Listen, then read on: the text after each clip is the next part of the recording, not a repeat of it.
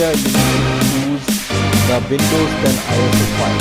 Okay, so because I have more than one ISO file, so I'm going to choose this and then click on start, and you can see the installation process has been started.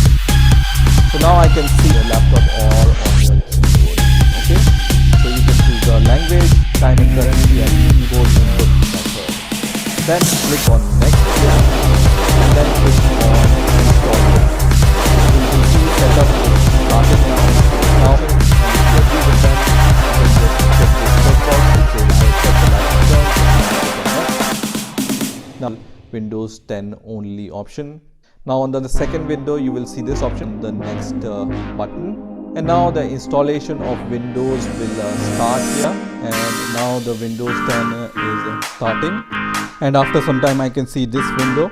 So again you need to just wait for some time, so the installation might take some time for the completion.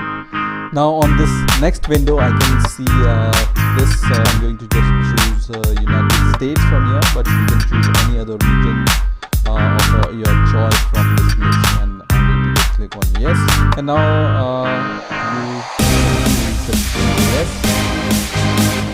and now it says want to add second keyboard layout. If you want to have one keyboard layout, then skip. And now on this next window, log in with your account. This option is and here, and now you can choose the login password for now, and then I'm going to confirm answers. So what was your first pad name, for example, and you will be asked to provide the second question answer. So the second question is, what's the name of the first school? And now I can see click on the get button. And here and now you can see it says hi.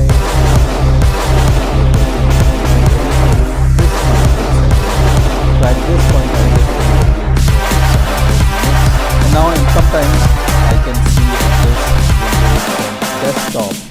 So now I have installed successfully.